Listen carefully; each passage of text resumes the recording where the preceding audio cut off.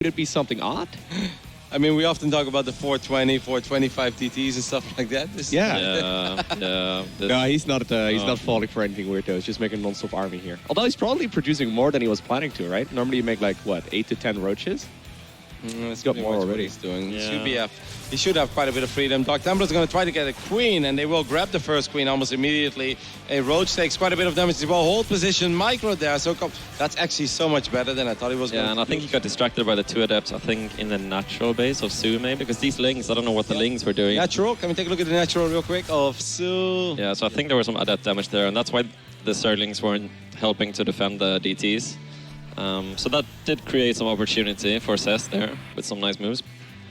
That went way better than I ever thought it would. Yeah, you're gonna have anything to defend though. I mean, it's one hero, Dark Templar, and a Zealot. Yeah, but that link count is not just quite overwhelming, right? Like maybe you could have dived on the Nexus, but then if he wipes in 1 or 2 more DTs, if you end up losing all of your Zerglings there and you don't get the Nexus, the game suddenly feels quite disastrous. So, I mean, he's going to try once again as he brought the Overseer. So this time he picked off the Adept and he picked off the Dark Templar. And now maybe there is some opportunity for those Lings. But at the same time, more Adepts showing up in the natural. Man, these Lings are going crazy, though. Oh, there's an Overseer now to help out these Lings. He's actually been losing a lot of drones, though, all things considered, right? Like, I mean, with this kind of opener, generally speaking, we don't really see that many worker losses in the first place. If we're going to try and get the Immortal, I think it's a little too ambitious. It's going better and better for Zest now. These Adepts are creating so much, well, damage and space and opportunity for Zest. Now these Archons ain't done yet either, so these drones are going to be forced to move away once again. 1 or 2 additional drones went down there. Zest, even though he really didn't have the cleanest start here, a couple of Lings may run in, but they really won't get anything done. That was not necessary, Zest, but, you know, we're going to let it slip. Hey, actually not bad at all. Getting 4 more gateways at this point. Zest down a little bit in supply. Wow, but guys, 20 drones, though. Yeah, I mean, the Adepts, the DTs, the next wave of Adepts, it really started to pile up. And it's crazy considering how many units soO had out to deal with that, but Zest is creating space and opportunity to do some serious damage. So one thing we saw from soO so far throughout this tournament is that he primarily wants to sit on mid-game units, right? He did play a little bit of late game actually against Zest as well. He did go up to Brute Lords and whatnot, but he seems to feel most comfortable playing like mid to early to maybe like mid to late game, but not that extreme late game. I mean, if we think back about his Intox Masters Katowice run, it was a lot of that as well, right? Yeah. A lot of Roach Hydra and just stuff like that. Just loves to build a lot of units, but you need, in general, you need clean starts, you need a good economy for that. Exactly. Now, we do have a couple of Roaches making their way over to the other side of the map, while Zest is actually perhaps getting ready to run into the natural. This game is about to get really wild. There's no Overseer here, guys, so the Dark Templars are kind of going crazy. DT's going to the main base as well. Action happening all over the place. That is a cool move with the 2 DTs getting ferried into the main base, and that's going to be very tough to deal with. There is a Spore. Just has to send some units over there, but there's not a lot to deal with these Immortals and Archons. That's 4 Immortals as well, and all of them are super healthy. I'd love to see Zest keep going. I really like his army there. I don't think he has that much to worry about. I mean, he did get a couple of drones once again in the main, but obviously took a little bit of economic damage on the other side of the map as well. I mean, normally I would still say this is pretty damn good for the Protoss, because all we're looking at is Roaches, right? Yeah, I guess that's what Zest is realizing as well, that there's no reason to stress it because there's really no follow-up for soO here. It's a pretty low drone count, not really a lot of tech to fall back on. So I feel like he needs to either transition to like Banelings or Swarm Host right now, right? I mean, he doesn't have a lot of creep spreads, so going Swarm Host is kind of rough. He doesn't have any Evo Chamber upgrades either, and I feel like the longer that this goes on, the harder it's going to be to break Zest, right? Because the more Archon Immortal Zealot and eventually Storm he's going to get, the harder this is going to be. Just pure Roach Ravager is not going to cut it. Yeah, so it looked like there might have been an opportunity for the Zest there to try to kill soO, but Zest is going to take the safe alternative, build up his Immortal count, get +2 upgrade, and I guess he feels like that's a safer thing to do to win this game. A couple of cannons on the way as well. Where are those cannons? Can we take a look at it real quick before these Immortals may do some damage? So. And soO is basically going all in. He has no upgrades on the way, and he's just making Lings and Roaches and Ravagers, and he's bringing everything back. Look at the mini-map. Almost everything is coming back home to deal with this Prism and these 2 Immortals. The Prism did take quite a bit of damage there, and it goes down with 2 Immortals inside of it as well. Well, soO, I didn't really like your chances on paper before, but hey, if there was one way you're going to win this game, it's by sniping that War Prism with 2 Immortals inside of it. Yeah, that now means he can bring all of his units to the other side of the map. There's no more counter pressure potential here for Zest until he gets another Prism across. He's desperately trying to Chrono Boost that one out right now. Is he going to have enough, though, to hold on against all of these Roaches and Ravagers? Couple of Corrosive Bows going down on top of the force fields. I mean, he needs a Prism, obviously, to juggle units. That's why he's remaking it almost immediately. I still think there is hope here for Zest, but he's going to need to be on top of his control. So far this tournament, he looked really good when it comes to micro. He's kind of losing the fight on the south side very convincingly, though. Didn't juggle these Archons once. The other two Archons are very low in HP as well. That's a lot of Zerg, guys. I mean, this is all or nothing for soO, and we're gonna have to have some really good Immortal micro here to keep Zest in this game. There's a lot of Roaches, but we have 4 Immortals still alive, 3. Overseer goes down. There's Dark Templars on the ground. Do we have another Overseer here, guys? Oh my god. He sniped the Overseer with the Archon. Oh my goodness. This is so massive, guys, because every second that goes by is a phenomenal one for Zest and a terrible one for soO. Sniping that Overseer is an MVP move. Yeah, that's very nice to realize. It is really critical as well that soO realized it, though, right? Sometimes you don't realize it and you're just sort of fighting and 2 or 3 Dark Templar are slicing and dicing away everywhere. This is still definitely not over yet, though. soO certainly is planning to continue pushing here. More and more sentries and Archons coming up. Those Immortals are so bruised up already. Couple force fields will go down once again. I really think that's the time he just bought for himself is massive. Look at these Immortals. I'm looking at 4 Immortals just making their way through these Roaches. All of them are disappearing one by one. And I actually think even though Zest is still down a tiny bit in supply, I think Zest has done it, guys. I think soO is starting to run out of steam here. Really good micro. Look at the HP on 3 of those Immortals. All of them so close to dying, but none of them actually going down. Never count out a Protoss with 2 Immortals and a Prism. I mean, or 3 or 4. If he would have had a backup Overseer there, I think before he actually wins the game. Really well done. It was nice of soO to find that opportunity to just kind of go for it and realize that it might just be his best chance to win the game, because instead of taking up or something, just going for a big attack, and it almost worked, but losing the Overseer is pretty tough. That's a tough feeling as a Zerg player. Now, I do really wonder how this game would have played out if he would have just recalled that War Prism with 2 Immortals inside of it. Because then I think the defense becomes a little bit easier again. But it's been a fun game of StarCraft with a couple of cool moves on both sides. But obviously right now things are starting to look very, very dire for soO, because he's down in supply and he's only working with Roaches. He's even bringing one of the Queens to the other side of the map, and he only has 2 Queens to begin with. If that's not all in, I don't know what is.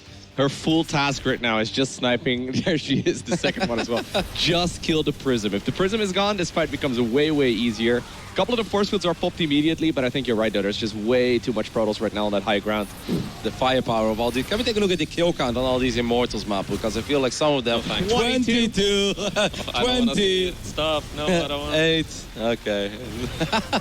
A solid 40, 50 kills, right, on those bad boys. GG. Zest will take game 1 in what was not a clean game by him at all. I mean, the early game was actually pretty damn sloppy, but still he's just always able to find economic damage. I don't know how he does it, but every single PvZ, he gets 8, 10, 12, 15 drones. Makes it look easy. We all know it's not, but hey, look at that man. He's like, it is easy. Device like, no, not Protoss, please. Like, come on, soO, one time. It's like, am I in the move to get a move by Zealous? Like, hell no, absolutely not. Oh no. Yeah, a bit of a sloppy game though, obviously, from both players, right? Lots of mistakes on both sides, but in the end, there was just some really solid micro there, and yeah, it was just a little bit too much there for Zest. Yeah, and Zest like creating holes in the defense where you wouldn't really think that there would be one, and using the adepts to really great effect. Like honestly, like 4 adepts. Yeah, got him so much damage done, and you know, that was pretty wild. The funny thing is that he even lost one of his first initial adepts, right? Like one of the 2 when it shaded back, and that he's still able to get out more adepts, and then somehow still able to get a lot of damage done as well. If I lose one of my first adepts against a really good Zerg, I'm always like, oh man, it's gonna be a terrible game, isn't it? Like I feel like every unit is so important. Zest, he can lose an adept, and he can still somehow get new adepts into the main, into the natural, and get damage done. Even those Dark Templars, even when they hit quite a bit later than they normally do. That little whole position trick, got a couple drones there, forced some lost mining time as well. Pulled the Lings away, so the DTs could do damage and the Archons could do damage. Yeah, it was very good. I like how we have TY on camera for a while. I think he likes it as well. He's like, why am I on stream all the time? We just can't get enough of TY right now. I really hope he's listening to us, but I think so. I know that most of the Koreans, whenever they're here and they open the stream, they actually watch the Korean stream. Yeah, they're watching Crank. Yep. Yeah, for those of you watching, there are a couple of different languages that is being broadcasted in as well. I mean, there's the English one, obviously, German, Polish. I know there's I think an Italian one as well. obviously a Korean one. There's lots of different broadcasts. Really cool. Emil, obviously, in the basement. He's been killing it all week long. It's really funny how once upon a time Emil just came here and he started casting from the basement. Because I really think it was just like Naruto's like, yeah, you can cast the games, Emil, but you better come here, you know, because we are just not in the mood to see you drop every single game. And now this kind of became his dedicated spot in the basement. Emil's always there, and it's really funny because he's like background noise in the basement as well, right? Yeah. Nobody really listens to it, nobody sees it, nobody is bothered by it, but there is basically always a Polish dude shouting in Polish, and everybody's just having their conversations. It's amazing how it works. It's funny as well because you can tune it out because you have no idea what he's saying. Yeah, like the language sounds very different than anything I know. Yeah. Super nice guy though. It's very fun to passionate have about him there. StarCraft. He's been like doing it for years. Like he's Yeah. been casting so many events. But here we are. Oh, okay. I thought you were gonna have some criticism of Emil. Like, No, I love him. I love Emil. I love Emil, and I I love was having like, him. yes, but I've been listening to him recently and he's bad. He's like, I always liked Emil until I understood Polish. Jeez Louise. Just kidding, Emil. Well, he's obviously not listening, but it's really funny as well because someday he just lets like some of the pro gamers take care of his channel because obviously he's doing it by himself, so he needs a break once in a blue moon. And then suddenly I walk by and it's like you and Lambo or something sitting behind his computer. I saw you cast like 1 or 2 games there. I casted with Anton a couple Yeah, games. Anton. Yeah. All these orcs are the same then. soO versus Solar. Yeah, that was fun. All right, so Thunderbird is going to be our second map.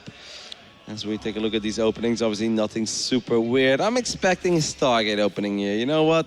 If you get pylon blocked at 46, that build is just not meant for you, Zest. Even though you won, I don't care, okay? Go back to your Stargates. You're so damn good at it, mate.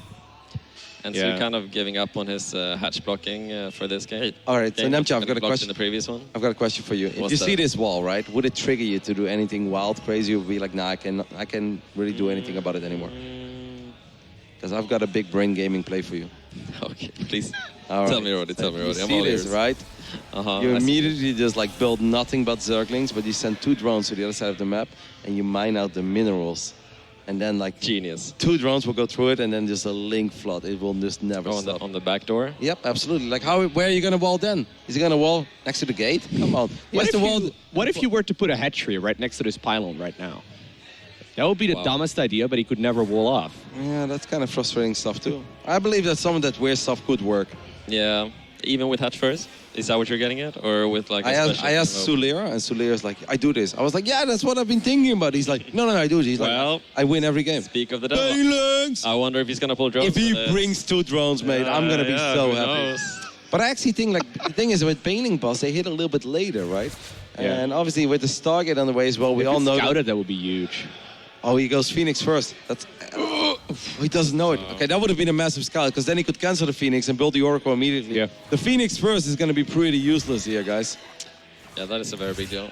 Well, Adam trying to get some more scouting. Yeah, where's the that scout in the shade main? going? The scout in the main of the Zerg? Did I he think get a he catch? shaded backwards actually, so he's not going to okay. get the information. That The he thing was- is, he already has the Phoenix anyway. The Phoenix is yeah, useless. but he does start a battery. I wonder what he did see. Where's the battery? Can we take a look at the battery? Did he see something? Hey, but that's still a terrible Yeah. wall-off, guys. I was gonna You say that just was bust the pylon in the pylon. wall, right? That's not a Roddy wall-up right there. No, Oh, exactly, no. Namcha. They always tease me about my walls, but my walls got better, okay? It may have taken me 8 years, but I know how to wall right now. Hey, do you see that? He built a Oh. pylon next to the mineral patches. That's a key play. That's Yeah. a key play. He's higher IQ than me. My link flood would have filled. I think this is gonna work, Yeah. guys. I was gonna say this is still hacking a lot of damage. You can Oh wait, pull he off has with- full wait, wall off. wait, The Phoenix probably saw something. You know, you should Bailing Boss here. Here. in between? Yep. In between the Cybercore and the gateway. Yep. Oh, man. No. But there's no surging gap there. I know, but then you do a lot. That's where he should have Bailing Bossed right there. Because Yeah. I was pointing at the screen, guys. Obviously, you can see that. Because the battery is so close to the buildings that you can actually bust through the battery. So Right, what do you do yeah. now? What do Yeah, you the do now? battery would have died, Yeah, he's yeah. just gonna go ahead and drone up again. Okay. Just No, GG. GG. Ouch. Tough. Maybe you should have brought those 2 drones. I mean, that would have been basically guaranteed But to go that's through. why I said as well, like a Bailing Boss has just a completely different dynamic than a Link Flood, Yeah. right? Like it just hits all a little bit later and it's just like completely different response. And it almost feels that like this build is almost meant to defend the Bailing Boss. And I really would have liked to see him get the 2 drones there and get those links in. Yeah, you get really far behind if you don't deal damage there. I see a couple of people in Twitch just getting confused about it. It's like, no, guys, if you... I mean, at that point, I think it was like 40 probes up against like 23 drones or so. playing that far behind. There's no very chance rough. after that after it's held. But And don't forget that it's a full wall-off as well, so you can immediately just go 3 bases, and there's absolutely nothing that soO can do about it. Yeah. There's some other maps where even if you do like a link flood or a baneling boss and it fails, at least you can use those units to delay the third a little bit. And then it's like, okay, maybe it's playable, it's not nice. But on Thunderbird, you can't do anything with those units. They'll just stand there, they look at the Cybercore in the gateway. I feel like at that point you just have to try to bust through the Cybercore. I think that's your only chance. yeah, he could have tried to do that, but yeah, that was after he didn't try to do that. There was literally no chance to continue playing that game. But Frustrating games here, I mean, though. good for, read by Zest. Like that was a really appropriate response. Yeah. The full wall off. That's what he needed, and that's what he did. And the early battery already as well. Just kind of felt that maybe with the adapt he didn't see everything, but I think he was slightly concerned. And then obviously the Phoenix saw way too many Zerglings, saw banelings, and he's like, all right, full wall off. So even with a Phoenix first and the weird wall, he was able to defend the baneling boss there. Says making it look easy. Says, Now- my God, I have to go to the couch again. They keep asking me these same stupid questions, jeez Louise. Did you really plan to win like that? Yes, of course I did. Are you kidding me? Like, So the winner of this series will go up against TY, by the way, in the lower bracket finals. And then the winner of that series will go up against Cyril, who's waiting in the grand finals. of course, Zest has already won 2 HomeStoryCups. He already said once on the couch here that he knows Tasia won 3, and he's like, I want to win 3 as well. Don't forget about Cyril. He's, of course, the reigning HomeStoryCup champion. So that would be definitely one hell of a final. But I think a lot of the fans on the internet would love to see Cyril against TY once again, especially if you don't have to work tomorrow. If you do, then you probably prefer Zest against A Cyril. best of 7 series. TY, Cyril. Gotta be here for 3 hours, boys. But it'll be fun. All right. It's a very early scout once again, and soO is once more sending that drone out. Is he gonna proxy hatch or some crap? Yeah, that's too late for the Nexus block. So Proxy hatch. You probably wanted to go hatchery, probably right? a spine rush, I'd say. Spine crawler in link flood rush. Yeah, Oh, really? You think he's gonna plant it like outside of the natural? Yep. yeah, that's too late to do it. I mean, he still hasn't started up a spawning pool, though. I think he just wants to block the expansion, honestly. Okay, I thought it would. Well, be this too time late. he's gonna I build was the hatch. wrong. This time he's gonna build the hatch. Yeah, that's big. Yeah. A lot of Protoss players have been sending the probe just like 5 seconds early. 4 probes not enough. Yeah, you need like 4 or 5 with a Zealot, right? Yeah, and I think like He without actually, it, okay, I love this actually. He goes double gateway. So the double gateway into Adept is really clever. He needs to set up a Cybercore immediately after. Oh, no. Oh no! That is the wrong player to lag, guys. That means that this is gonna take a little while. And this obviously is not a game that you can just like replay. It's like, nope, you're gonna have to resume this from replay. You're gonna have Yeah, to for sure. follow because this is a pretty weird and unique opening already. I mean, So I like this follow-up though. So going double gateway against this, the thing about going for the quick hatchery right here in your opponent's natural is that Zergling speed is so delayed. So sending out 2 Adepts and then 4 Adepts in total is absolutely massive. You can do a lot of damage. And we've already seen Zest microing those units really well earlier. So I like this response a lot, but I mean, first up we have to get back into the game. yeah, it's gonna be cool to see what he can accomplish with that. But yeah, obviously that's who got the hatch block. That's exactly what he wanted. Yep. So And 4 probes is not enough, so I do wonder where he goes with that. Because having 4 probes attack that hatchery all the time until your Zealot is down, while the gate is not even finished up at this point, it's going to be a lot of lost mining time. And like, yeah, you get some damage, but you're not going to get a cancel on the hatchery. Now, even though, of course, like Loco said, with the double gate, there is a chance that he gets a lot of damage done on the other side of the map with the depths. But So I guess he's just gonna make like 2 Adepts before the Nexus and use his resources that way rather than getting the Nexus first with only 1 at a time. Yeah, he's probably going to go Adept, then Yeah. Nexus, then 2 more Adepts. so probably a 1 Zealot at least, though, right? Yeah, he has to, right? Yeah, I was of gonna, course. otherwise he can never start the Nexus. What if he goes even Stargate before he decides to expand? Whoa. Takes both That drone guys. is still going to be around, though. So that, I feel like, is the really tricky part about the hatchery block. Now, not only do you get to, like, delay and mess up the Protoss build, but you also get to scout everything. He's giving him the look. He's asserting his dominance, guys. Turn that into a gift, please. So it's like, this is not going well, is it? It's like, this race is unbelievable. It's been a rough series, right? Because I think in game 1 there was a lot of opportunity for soO to, first of all, have a much better start. Then second of all, he kind of gets a present out of nowhere with the 2 Immortals and the War Prism. But then he lost the Overseer and he ended up losing the game. And that second game, that Baneling boss just fell completely flat on its face. It didn't work out at all. And now suddenly you're 2-0 down in the best of 5. And you're in the middle of a Turbo Cruise game. It's like, well, of got a hatchery on the other side of the map. I hope this is going to play out well. It's annoying though, right? Because you lose that tempo right now, and it just kind of throws you off of your match. I don't know. Do you find that very frustrating at all? It depends on how early into the game that it is, I think. But it does disrupt you for sure. It can be very annoying, and it did happen. I'm not hating. It did happen to me in this tournament. It puts you off your game, especially if you're in a good spot. I'd say it's can be very damaging. I saw Jona Sarah looked quite tilted earlier when he was in a good spot against TY. And on King's Grove? We had some trouble, and he did not look very happy about that, Do you still play a lot of custom games with Sarah? Because I know for a while you were like one of his main practice partners, right?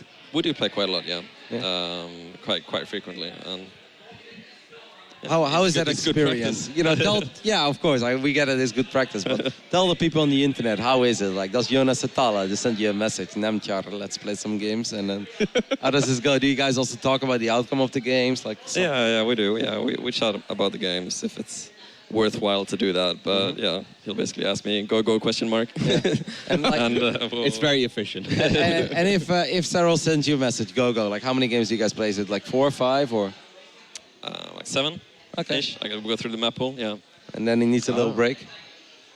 Well, I think I would need like a mental break after those 7 games. So I'll be like, okay, that's enough. Okay. So what I'm really curious about, right? Does he try any really strange things when you guys practice like that? Sometimes. We'll try. We'll both try out some different things sometimes. But we also play a lot of just straight up, like mid-late game service practice because you want to be really comfortable in that stage to be a good service player, so we play a lot of that as well, There are probably very few players in Europe that has played more games against Sarah than you did. So if I would ask you, like, maybe there's 1 or 2, but I know that you guys have been playing custom games for quite some time, so you obviously know him at perhaps even a different level than all, his fans and all of the other competitors here.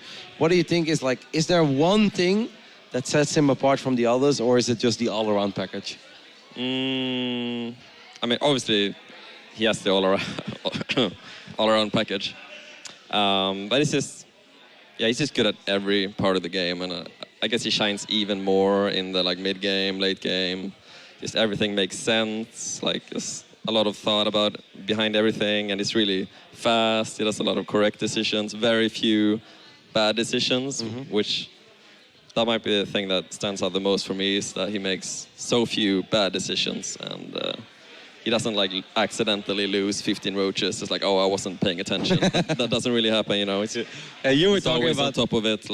He was talking about this before we were live. We're talking a little bit about the TVZ that we just saw. And at one point, I was like, man, Loco, the kid, he's just so ridiculous, isn't he? These results and everything that he's done over the last year and a half, it's absolutely unbelievable. And Loco's he's like, you know what's insane as well? It's every time he gets nuked, it's it takes him 2.5 seconds to find the red dot. He just never, he never scrambles, he never really misses it. It's just he gets the actual alert on the minimap. It's right here or something. It's no, you have to look for it. The thing that stood out especially is the game on Thunderbird where the queens in the center of the map got nuked. It's I understand you check past all of your outer bases to check if the red dot is there, but he found it immediately. It gets very annoying. He's on top of everything. So it can be frustrating, but it's always good practice, obviously. More Cyril later today in the grand finals. He's waiting for the lower bracket victor as well. But here we go. So it's a double gateway follow-up to a proxy hatchery. I think what the idea here is for Zest is that he's going to chrono boost out a couple of those adepts. Now, actually, I wonder if this is actually a great response, though, for Zest, right? He decides to go for the pylon block, but doesn't this mean that his adepts are not going to do much? No, that probably means that his adepts might do more, right? If he decides to expand further away, it's going to be easier for the adepts to pick off drones because more drones will be transferred from the base. He decided to go for the pool first in main right now. Yeah, but he was already doing that. Okay. Yeah, he was already going for that pool all along. I think if Zest can force soO to expand somewhere else, that would actually be massive. But soO also knows that, so soO's you know what, I really can't settle for that. I'm gonna have... That is so annoying. So guess what, guys? You kill the pylon, it keeps building. You're how does that work? It's magic. If there were only 2 links, I'd say it's worth it. But now there are 4 links out, and I'd say it's probably less worth it, but... that's pretty... Oh, no, it worked! It worked in the end. He forced him to expand on the top side after all. But now he doesn't go for... Okay, he did go for the adepts, but he doesn't go for the follow-up adepts here. This is a strange game. I mean, it's all about avoiding, obviously. The spacing here is very important. Positioning of these Zerglings. soO is going to show them. No. What? Zest, you surrounded immediately. Zest, your early game was so damn clean early today against Elaser, but now you're making a couple of mistakes, my friend. That was a nice little gift. So those two adepts that we've been hyping up, they did absolutely nothing. The good old brain lag. Maybe it's that break that you guys were talking about. Like, that can really throw players off a little bit, right? What is that drone doing? Was that the drone that was building hatches on the other side of the map? Oh, it probably is, yeah. Probably. Hey, that's a man with a story right there. Yeah, it's like, guys, there was a Zello, there were probes chasing me, but I got out of there. There were even some adepts, and somehow I managed to pass those. Yeah.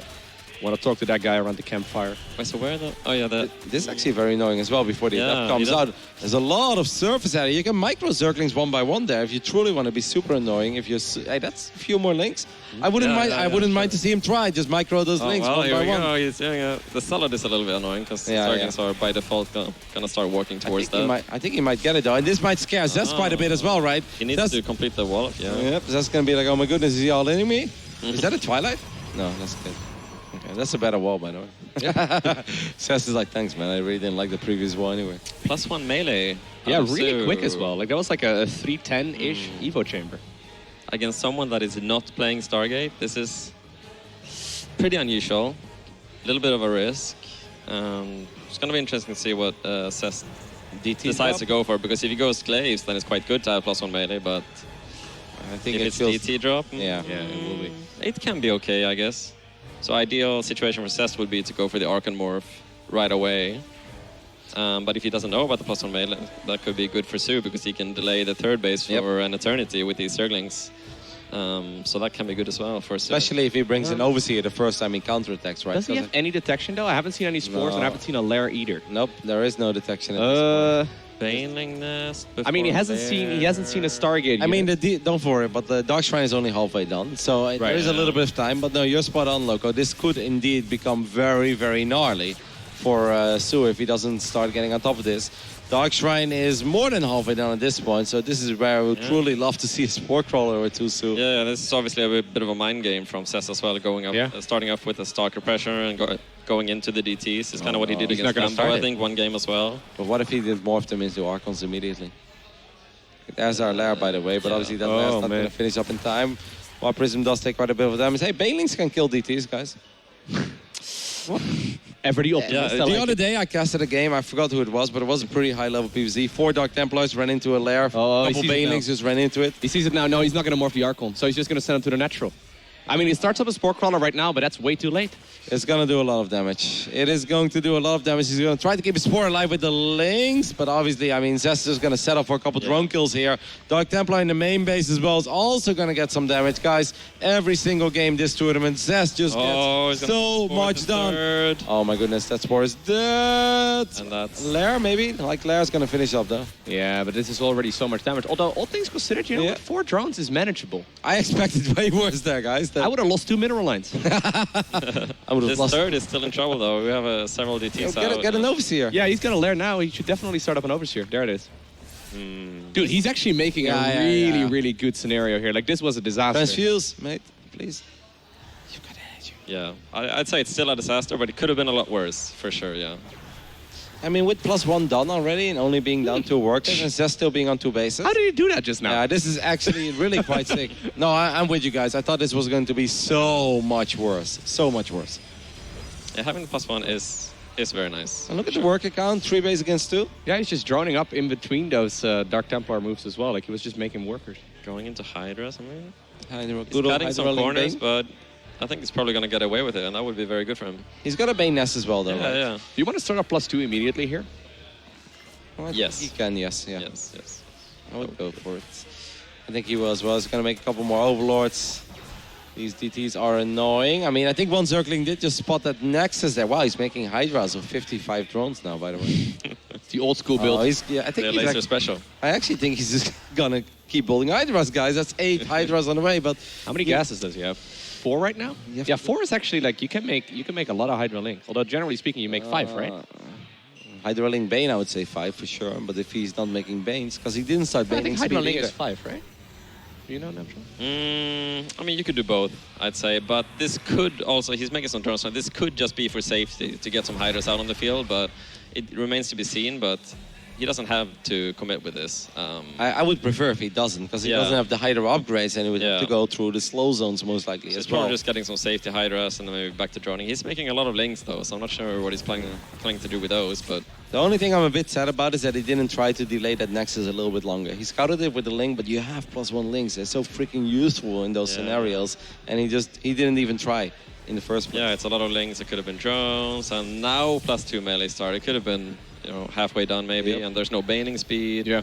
Because +2 baning drops would be very amazing to have out a bit faster than this, but it's still going to be a potential for later on. Worker-wise, he's actually in a really good spot.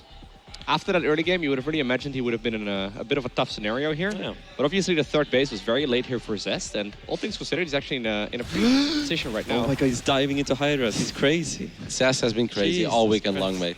You know, and there you go, I would have had half a heart attack there, and at this point I was like, this man knows what he's doing. Like, I didn't... Oh, it's his 1500. Yeah. Whoa, he actually adds only 11 drones right now, though, right as Protoss is moving out. Yeah. Maybe the link counter attack. Oh my god. Oh. Imagine if he had +2, he could have gotten it down.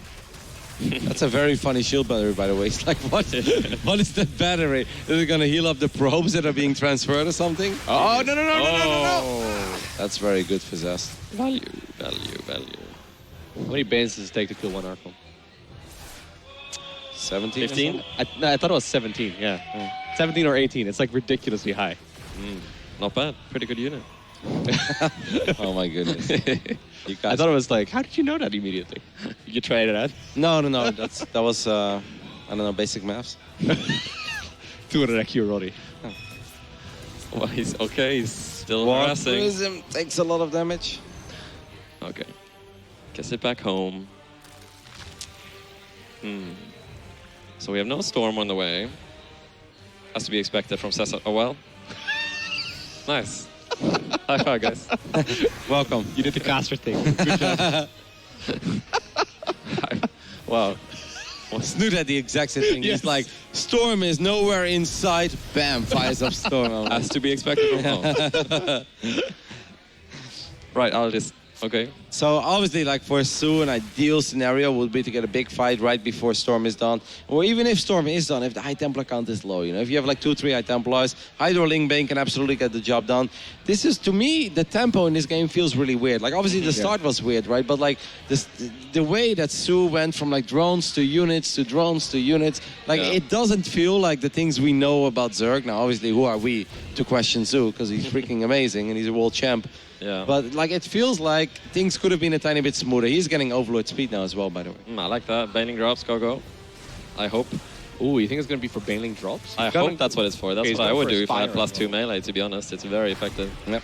And yeah, he has the Infestation Pit. He starts Aspire, so probably going to be going for Broodlords. There's the Hive. You know, you can say a lot of things about soO, but he's a very honest Zerg. Like, I feel like he really could have been at 80 drones 3 minutes ago, but he's like, you know what?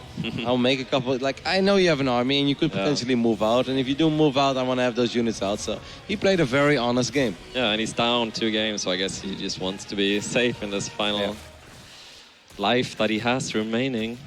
Look at Zest getting that +1 air weapons, what double target on the way as well. Hydras will not get the prism. Oh. You can notice a difference, right, between like not having the upgrades. Like missile upgrades are huge in those scenarios. That's true. Oh wow, he almost got it again. 1 HP! 1 HP. Outplayed. Goes to the battery, he's like 81 HP! Outplayed. Yeah. Did the math. Triple Stargate now. Fleet Beacon on the way already as well. I haven't really seen that much of Zest's ultra late game. We saw it a little bit, like you said earlier. It didn't go that well. Zest late game. I'm excited. What a combo. Oh, +2 Banelings! Oh. Getting some good damage down. Who needs to drop Banelings anyway? You can just run them right in. You change your accent halfway through that sentence. Oh, he's gonna get some more! That is huge though. All That kidding is- aside, like that's a massive amount of damage. At the same time, we see a push on the left-hand side as well. Would you say good damage? Smack slips. Jeez Louise, so I would say. Yes. Oh, here we go. The Oh. War Prism didn't want to live anymore. 23 probes, though. That's actually pretty damn awesome. Knocking Zest all the way back to 49. And Zest is nowhere near maxed out, by the way. Like, I feel like the way that Zest is doing is also a bit odd. He's like, you know what? Triple Stargate, Fleet Beacon +1. I'm 139 supply. 49 probes. Let's go, baby. Like, I know he had a little bit more before, but, you know, this all feels like a very rich, ambitious Protoss, which he's not. It's like you do this off of like 80 workers, right? not 60. No. I don't think he was planning on losing those 25 probes, maybe, but... Really? So maybe he feels now... I really thought he was going to go carriers with that fast +1 attack on the air, but... Baneling, Storm does connect a little bit. Good defense there by Zest, but at the same time, we have another attack on the left top side, but Immortal... Oh, no! The floodgates are open. All of these Lings are going to run into the natural main base, and those Lings are feisty, guys. There are a couple of Dark Templars, but you know what the annoying thing is about defending this with DTs? That the Lings don't care about the DTs, so they will still go for the probes anyway. Where is Hodor when you need him most? I wonder. He was not maybe there. Templar Archives, maybe. Not holding the door. Hey, look, he's gonna get the Templar Archives. Can he get the Fleet Beacon as well? That'd be sick. Nah, I guess not. But that's a gate on powers. A couple That of is these so many gates as probes, though, here in total. I mean, only 36 of them remain, and now we see that Brute Lord transition. The thing is, Zest is trying to counter Brute Lords, but don't you just go, like, full Hydra Link Bane at this point? Just go to Link Bane and just try and see if you can finish it. Yeah, I'd say that would be a solid call, actually. How many High Templars do we have currently out on the map? Only 3. Yeah, absolutely, guys. Yeah, just go. Roll them forward, right? Yeah. Roll, And just keep your the base. Corruptors as Corruptors, kill off the Tempest, and maybe then you can make Brood Lords. Yeah. Gently down their base. Caustic Spray. He's going for it. Here we go. One Storm. There's only one High Templar here, so this could be trouble for Zest. There you go, that's it. He's down a lot in supply. And those Lings are good. Yeah, there's no Archons there, so these Immortals are really struggling with these Lings as well. The Banelings are dealing a lot of damage. The Corruptors are on top of the Tempest. And finally, things are going soO his way. He is just cleaning up over here. Couple of Banes. Once again in the mineral line. GG! Well done. Oh, strikes back. Gets one back on the board after that very weird start. Obviously, guys, this was a weird game by Zest. Like, the first 2 adepts, let's not forget about that. Like, that can have such a big impact on how this entire game plays out. And it's just like, here you go. Literally, the shade was surrounded by Zerglings. And you can see Susan is like, please let us finish. Please let us finish. Like, oh, thank you so much. And then, obviously, later on, I always feel the moment that, like, Zest loses his Prism, I feel like everything crumbles. Like, that's like his soul, his lifeline in the game. And the moment the Prism goes down, it just feels like Sonny's like, so what do I do right now? You know, and it's like, well, walling off would be a first. Obviously, a massive run by there. But hey, well done by soO, right? Awesome to get a point on the board. You brought it up as well. Like, he kind of lost that tempo as soon as the Adepts died. And then everything that came after that just felt a little bit slower, right? It felt like soO was more and more prepared. Yeah. Also, the Dark Templar kind of like came in at a weird moment. We got to think back of that DT defense because that was absolutely sick. I have no idea how soO only lost, what was it, like 4 probes there? Or 4 drones? Imagine if it was like 1 Oracle. We see four drones die all the time to 1 Oracle. That was very, very... No detection? Nothing. Yeah, no detection. Just a bunch of Zerglings. They lost 4 drones against 3 Dark Templar. Yeah, that's absolutely sick. Yeah. I expected at least 14, maybe more. But yeah, obviously the Adepts were supposed to do damage, and obviously that was a bit of a... Probably just like a misclick. I'm sure he tried to cancel those Adepts from shading in. Like, what? What does he have on the desk? Baby Queen. Ray Queen. I think it's like napkins, maybe? I don't know. He does like... what do you think those are for, Kevin? Maybe wipes off his forehead. Oh, okay. He gets very focused and he sweats a little bit during these very intense video games. Got to make sure you polish up your jawline in the middle of the game. Got to look good on camera. Well, imagine if you're like sweating and it goes in front of your glasses and you can't see anymore. You misclick your army. Could happen. Yeah, maybe that's what happened. When he he's like, it he's like, never again. Yeah, exactly. Like, God damn it. So here we have once again that wall at the top of this ramp. What do you think about this one?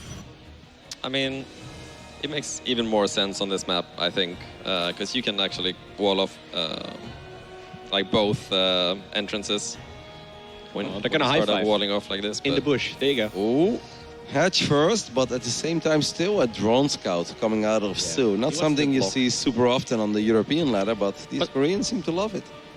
But that's very... So I guess Zest sent the probe around the left side on purpose to hope to find the drones. That's because if you send it across, it goes like... Through the middle, right? I'm not being crazy.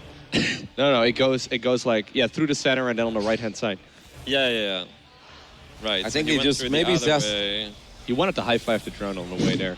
Maybe That's very Zest just important. really hates it. He maybe just really hates it if they build a hatchery inside of his natural. Like there are certain Protoss players that looks at it like, you know, I don't care, and there are certain Protoss players that truly hate it. Maybe Zest is one of those guys who's like, I absolutely hate it. I just feel like his entire tempo is gone. Yeah, Hudson was talking about that earlier, like in another series we casted. Like, whenever he has his hatchery, or his Nexus rather blocked by a hatchery, it's like slowing down everything else he does, and he absolutely hates it. Yeah, I think if the hatch goes down, the Protoss gets a little bit behind, I think, basically. And obviously in game 1, Zest had the 2 probes on the low ground, was able to stop it. And then in the second game, soO did not attempt it, and then in the third game, he got it off again. Yep. Right, so he's going a bit back and forth here, and now Zest does spot it, does prevent it, so that's very good for him. And the drone is still going to be having a look around. Warp gate starts immediately. So even though, like, maybe not Stargate then? I still don't hate it that much coming out of soO because it's like 2 probes, right? Like hovering around on the low ground there, chasing around that drone. This really does kind of feel like A, it's annoying, and B, Protoss does lose mining time. But C, I find it more likely that certain errors will occur when you have to deal with something that normally isn't there, right? Like, I hate dealing with this kind of stuff. I like this kind of scouting information a lot as well, though. Like, look, right now, the Adept decides to turn around and go after the worker instead, just because he doesn't want to show the tech that he's going for. Where's that Twilight count? So is it in the natural? I do think this is a little bit better for Zest, though. Like, sure, it's a little bit annoying having a drone in your base, but soO, he doesn't get the hatch block, he doesn't get the gas block, he doesn't get the scouting information. This is a very solid start for Zest. And this is not what soO is hoping for when he does send that drone across the map. But he does see it now with the Overlord, so that's good. Yeah. And once again, it's going to be most likely a DT drop here, right, with the robotics. It is really looking like a DT drop here, yeah. But soO will not necessarily know that it will be a DT drop, so that's the one thing. We're going to have to pay attention to his lair timing as well, because he does not have a lot of gas right now. I'm a little surprised he hasn't gone for the Phoenix into triple Oracle at all. Yeah, Especially on this map, like it's been really popular in this tournament so far, and he's been so freaking good with it. But yeah, there must be something about the way that soO plays or something, or maybe he just feels that the Korean Zergs are a tiny bit better when it comes to like you know, responding to that early game harass. And he's just like, you know, the thing as well about soO is that if any of your openings don't work out, you just die, right? Like you make so many units. I mean, you said as well that you were impressed with soO, and I think Harsum earlier said, he's like, man, I haven't been destroyed this hard in quite some time. It's just, and I think even Drogo said something along those lines as well. Like, apparently soO is just incredibly good at maybe making games look kind of average and straightforward, but he just has so many freaking units after he defends most Protoss attempts to harass quite cleanly. Yeah. And maybe Zest is like, you know what, I find this a more solid build against soO. Yeah. soO, though, is kind of on top of things. He has a good read on Zest here. He does cancel link speed earlier and does start an appropriately timed lair and a well-timed Roach Warren. So he's going to be ready for the DTs this time around. Lair finishes now. Won't have any potential with the Zerglings to deny a third or catch the DTs or whatever, but he does have a quick Roach speed. Could this be like Nidus down the line, Nemchar? Is that a possibility? I really don't think so, honestly, versus a robe opener. And he goes 2 overseers now. He just wants to defend these DTs as well as he can. And he's probably going to go back into droning. 3 overseers. 3 overseers, man. It's quite a lot. And actually, they're out of position as well. If you're going for double overseers, you should be in a good None of them here. are the third. That's he sent one over here initially, and then he sent it back. I'm not entirely sure. Must have been a Dark Templar's going into the main base now. The Adepts are there to distract him. That's what Zest often does so well. So now these DTs going crazy in the main base. They get another queen. That's 2 queens going down already, and 7 drones have gone down. Another strong start by Zest. These Adepts are such a okay, War Prism? Believe. Is it in trouble?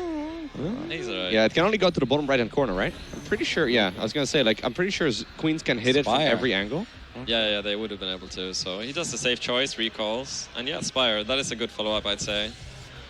And, I mean, that got messier than it had to, maybe. But the Adepts did distract him. Obviously, he did not have link speed, and Roaches are kind of slow. So it's hard to defend Adepts and DTs at the same time. So good play by Zest to find some opportunity. But I'd say this is still looking pretty good for soO. He's up to 60 drones. Spire is already like 30% done. He's going up to 5 gases so far. So Zest has to find out about this Spire, because obviously he has no Oracle to Revelate or anything like that, so it's going to be crucial to got no find blinks. that piece of information. He's got no blink sockets. Now, in most games, I must say, though, when Zest is in the dark for a little while, he does like to get a cannon and a battery here and there, because I think he's potentially worried about the Mutalisk. What I do want to just point out is that, like, one of the most basic things about StarCraft 2 is this Dark Templar just randomly runs into the natural and is going to get a few more kills and may actually spot the Spire there, guys. As these Archons are harassing this mineral line, Zest should have scouted that. What a hero DT here, and this is really not going well for soO at all. What I want to say is just that the most basic thing is that when you want to attack your opponent is create two problems, right? Never focus on just like one scenario. Always try to create two problems for your opponent, because even then, if only one of your problems is successful, you're getting good damage done. And that's kind of what happens with Zest over and over again. It's always Adepts here, Oracle there, or in this case, Dark Templars at the third, and a couple of Adepts in the natural. And only one of the two has to be very successful to put yourself in a really good position. Yeah, it's very good. He's clearly very good at that. Oh, it's a Rotti build. Look at that. Double Stargate as a follow-up. Yeah, he scouted the Spire, though. That's a bit different. I mean, I build it regardless. How many... No link speed, pure Hydra, double Stargate. Like, I don't care. But Zest is doing it as a response to the Stargate. Yeah, Can we have a look at like the units lost right now? How many drones went down there in total? 15. Like, that is such a good trade right there, right? Yeah. He barely lost anything. I almost feel like after these mutas, like these mutas, you just gotta suicide them. Like, you literally gotta suicide them on the probes. Hope that you get 10 or 11 probes, because otherwise they're not gonna get anything done. Maybe get the Prism. I would absolutely be okay with him losing the mutas for the Prism and like 3 more probes. This double Stargate on the way. Obviously, he didn't know that yet, but he's gonna know it soon. Please get that Prism, soO. Otherwise, you can die against a counterattack, my friend. I think, it was a little bit hard to get it there, I think, but would be nice if you could get it. But yeah, it's starting to look better and better for Zest now. Pushing up that ramp with Roach Ravager is going to be extremely hard, though, right? There's already a couple of sentries waiting. Apparently, the Queen is right now on a mission, too. He's adding on 9 more drones, Evo Chamber, Hydra Dance, so he's looking for the backup. Just going to try to find whatever damage he can find, but it's not going to be easy, to be honest. 1 Ravager. Yeah, he's not even going to try and walk up that. Oh, guys, like the longer this goes on, I feel like the worse it gets. Unless soO can get, let's say, like 15, 20 Hydras out. You get range on the Hydras as well, plus 1 missile attacks on the way. Then there is potential, because there's no real splash damage yet. Obviously, I think down the line, Zest can always go for Storm. I wouldn't even mind after a game like this to see him make quite a few Phoenix and then go double Robo Bay. I even think Colossus can be fine as long as there's no Hive here. But these Phoenixes, even though they were meant to deal with the Mutas, they can obviously deal a little bit of damage on the other side of the map. So they can pick up these Hydras too, absolutely. And he's committing to it. He starts +1 air. I'm sure you like to see that, Roddy. And he's Roddy's up got more the and more smile from Phoenix. ear to ear. Nothing but smiles, mate. Anytime somebody has more than 4 Phoenix and I don't see +1, I die a little inside. Like, he can actually kill these queens too if he wants. Absolutely, he can kill those queens. Especially with +1. Now, this does allow soO to still get a tiny bit of damage done with the mutas, and that is very nice. Like, even though I think Zest is doing some really good damage over here, I still think it could have been worse for soO, because if he would have just, like, made these Phoenixes and then grabbed everything, run to the other side of the map before Hydras are out, I'd be very worried, because he'd be forced to max out on Roaches. So this is hurting a lot, but he's got quite some money in the bank, and hey, the longer the game goes on, the more Hydras he gets out, the more of a chance our Zerg player has. There's not even a spore at the third base. Yeah, this And is he's a lot on of damage, 5 though. gases, actually. Oh, these mutas still alive. We've got 12 Phoenix on the map. Or more. Does he have energy to lift? A little bit No. more. Yeah, he's running very low on that. But I think just go home, just accumulate some energy once again. And Oh, he's killing all the Overlords. He's already supply blocked. The Roaches are God. counter-attacking as well. But that was not the fight that these Roaches were looking for. soO had a little bit of a Zest bank there himself. 1,800 minerals in the bank. These mutas trying to get done whatever they can, but these Phoenixes have absolutely ravaged the Zerg on the other side of the map. Owie, man. I can't look. Yeah, You're down 10 supply. You guys can't see it, but Roddy is so happy seeing this many Phoenixes in a top-level game. I think Zest has been playing really well this tournament. Yeah. Like, I've always been a Zest fan, don't get me wrong. Like, I think he's always been one of the absolute top-notch protesters, and he's been a real killer in the past. But I feel like he looks better this weekend. He really does. He's impressing me on so many different stages of the game. I love so many of the things he does. I think he's a bit crazy against the Terrans. Like, I still don't really know how he pulls some of those scenarios off, but I am generally so impressed. The Eunice lost resource tap doesn't lie over here, guys. What is that, like 10K against 3K? Get out of here. Yeah, ridiculous. I feel like this is the kind of game where I wonder, hey, why do not more of these games go into heavy Phoenixes? I understand there's lots of counters to them, and I get that, but like, it's such a good, like, nobody ever transitions into them other than if it's already mute up play. Yeah. Right? But there's. I mean, it's a unique scenario because of the way that the early game scout happened, the way that the Dark Templars did quite a bit of damage, right? And then obviously roaches into Spire. You know, there's not every game that you can pull this kind of stuff off and that they will get this much damage. Like, I think 12, 14 Overlords have gone down so far, right? Like, this is insane. And it does look very good here, but there's also the thing you got to consider. Sorry. It's also the thing that you got to consider that if the Zerg doesn't take that much damage, Protoss is not that confident in the late game against Zerg right now. And if you're just massing out Phoenixes, you're kind of going to be heading into that direction, right? Eventually. So, I mean, I think they're doing some work this game, though. So I think this is kind of it, guys. Baneling speed is not done yet. I mean, soO has got a little bit of money in the bank, but he doesn't really have that much gas. This army of Zest is so freaking powerful. He's got 4 or 5 Immortals in the mix. He's got multiple Archons. He's got a whole bunch of Phoenixes on the left side. Guys, I'm so damn impressed with our Protoss player this weekend. I really feel that he's been playing better than I've seen him play in a very long time. If he really wants to, he could even go home right now. It's now 3 bays of Zerg versus 4 bays of Protoss. He's obviously looking to fight and end this right now. The Phoenix is lifting up whatever they can find, especially going after the Queens. Everything, Loco. Everything. They're lifting everything. These Phoenixes don't care. A couple of Banelings is not going to make the difference.